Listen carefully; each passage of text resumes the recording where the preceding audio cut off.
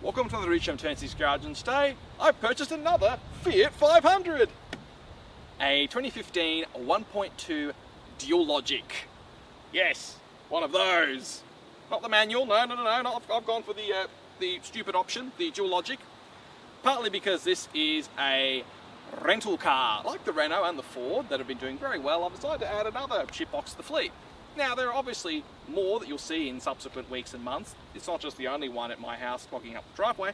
This is a bit different to most other shitboxes I buy. This was more or less complete. Registration and a roadworthy. Amazing. It needed a time-out water pump service because it hadn't had one for a while. There was nothing in the books to say when it did have it. There was some hearsay from the previous owner that it was done 110,000 Ks, now showing 165,000 Ks. And when it was done, the report kind of says, well, the report says the time belt was worn and it was more or less a ticking time bomb on this car. Of course, people don't change these things one to one. Seriously, time belt water pump, it's sort of in the manual, 6 years, 120,000 Ks, and most people don't listen to that. Even though you probably need to be doing it earlier on these cars than the manual.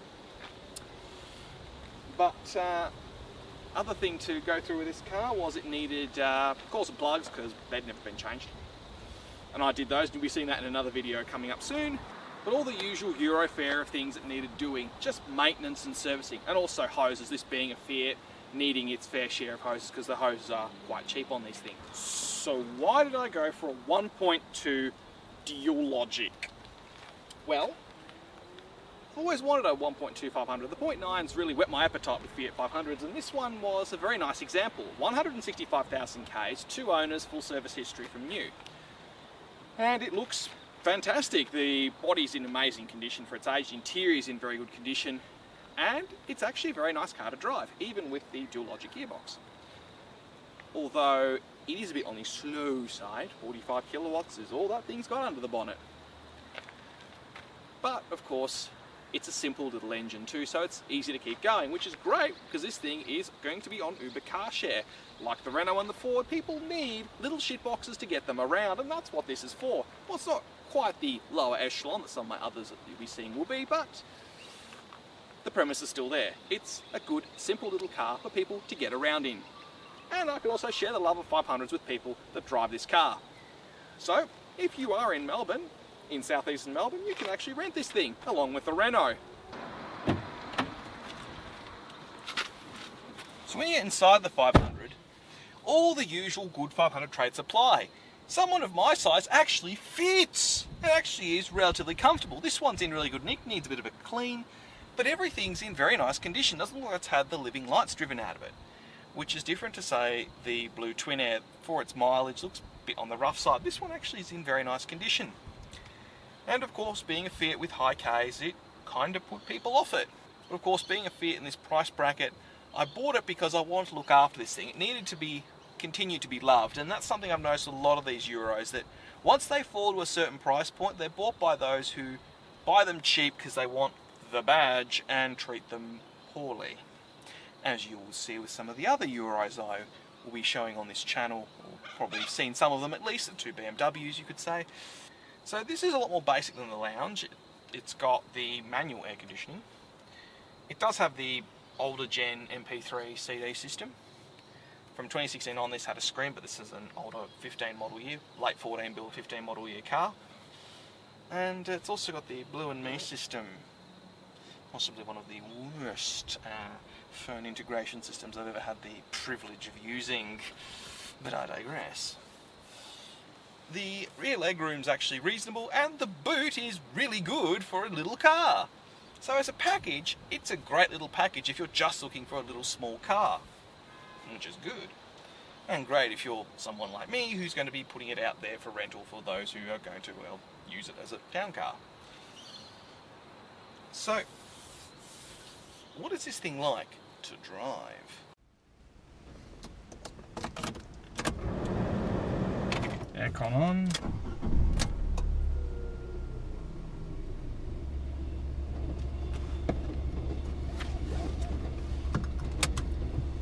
When you get into the 500, you have to leave it in neutral. There's no park on this thing. Now, you need to make sure the handbrake is up, because If the handbrake isn't up, it rolls away. Put it down, put it into the middle gate, 1 auto, which is the mode it's in, and just drive. You can put it in manual mode by pushing on this side, and then put it back to auto mode. So AM is manual auto toggle, reverse, which is the second gate, lower gear, and then we'll leave it in auto. Away we go.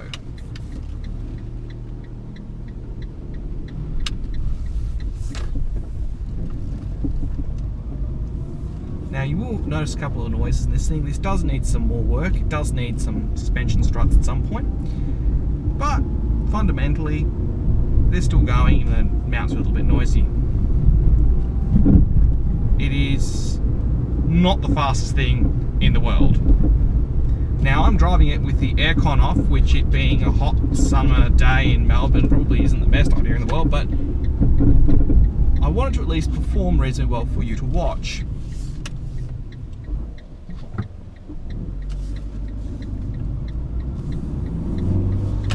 That gear change. It's not offensively bad, but I have driven a later model Dualogic and it is a fair bit more refined than this one.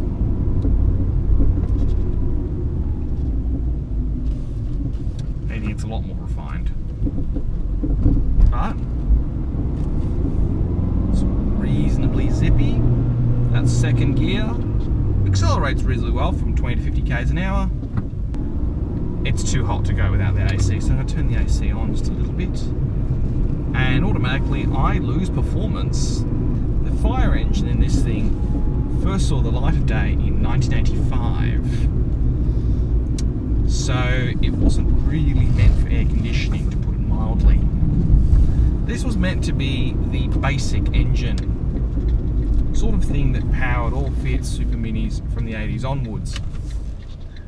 There are lots of configurations in this engine, but in this base 1.2 configuration, this was the bare bones, no nonsense spec. That gear change.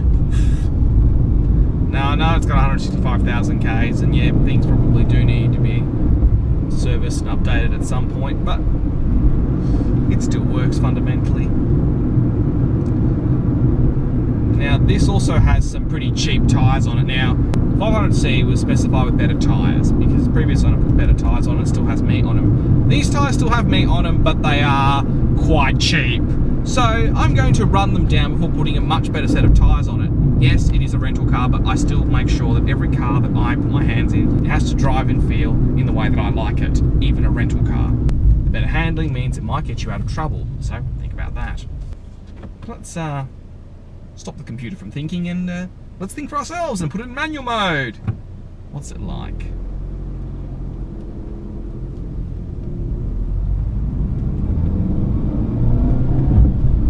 When I tell it to change gears, it's a lot better.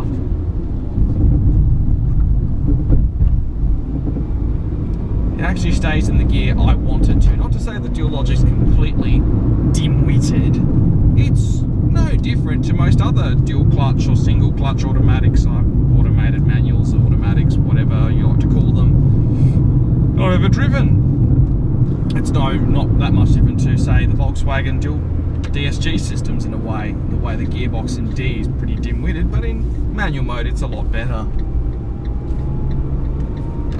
Now I'm going onto the freeway in a 1.2 Fiat with the air conditioning on. Most of you would think this is a very bad idea. Into fourth. And I'm being held up by slow coaches and SUVs. I've got 1.2 litres and I can overtake you. Oh dear.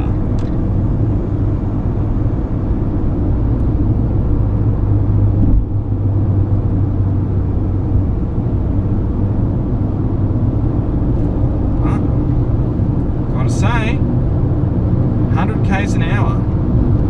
So I got 5 gears, but at 100 k's an hour, apart from the road noise and these really cheap tyres, this is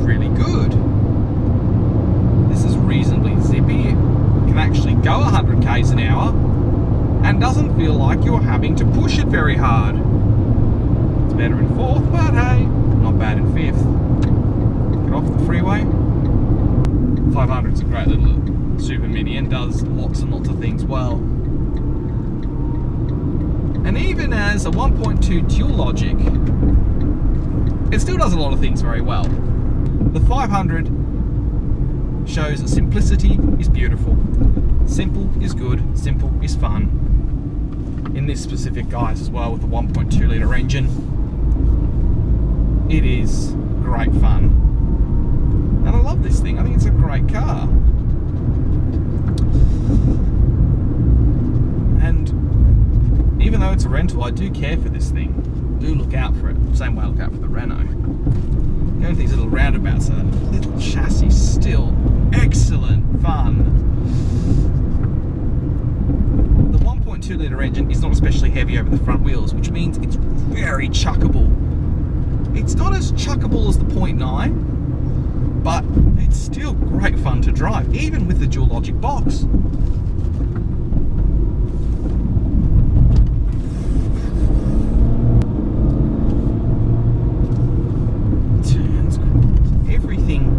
Everything I like about the 500, this thing still has. In its basic 1.2 guise, it's still good fun to drive. It's all the good bits are still there. Fiat do great little small cars. I really do love what they do.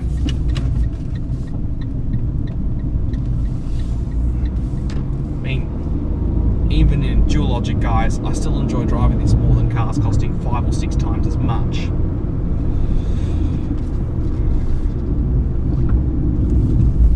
Switchbacks, just, it loves them, it laps them up. It wants you to keep throwing it around. You can really enjoy driving this little car and place it very well and get everything right in terms of hitting your apexes, getting your lines right. It's essence of driving. That's what I love about it. That's what I love about the Dual. That's what I love about the Twin Air as well. Only it's more powerful. And of course, turning circle. Roundabout. Well, piece of cake. Go in any city street. Little trick with the Twin Air, every time I go to Chapel Street or every time I go into the city, I just love to shove it in spaces that others can't put their cars, and that's what this one does very well, in the same guise, in the same way. You just want to drive these roads, tiny low speed roads, and I'm not going fast, I'm going in the speed limit or under the speed limit, and I'm having a great time with this car. It's a car that you can enjoy driving at the speed limit. It's a car that makes you realise, why do I need anything else? So, are there any downsides to this car? Well, apart from the performance of being the best, the parts can be a bit expensive if you have to buy them locally, although there are a lot of aftermarket ones out there that are from very good OEs that are quite reasonably priced, which is what I tend to go for. And you do need a bit of participation in owning a car like this. This is not a set and forget car like a Japanese or a Korean car. I take on these Euros because I'm willing to put in that participation, because I'm willing to take this stuff on. But if you're sort of a set and forget kind of buyer, it's easy to see how these things can fall into the wrong hands and cost money. You have to maintain them, you have to look after them. Look after it, it looks after you. Don't look after it and abuse it, it's going to bite you in the bum. No other way of saying that. You need to look after this thing to get it to this mileage. This one was very well looked after with 165,000 Ks, and I intend to put more on it. I want to take this thing, like the Renault, all the way to 300,000 Ks. The undesirables are coming to win. That's something I'm looking forward to doing. I'd love to see this thing go far. And I'm going up a pretty steep hill, and hey, with these new coils and plugs I stuck in it, it actually can do it. Fantastic. Anyway, thank you. Thank you for watching. If you like what we do, remember to like and subscribe.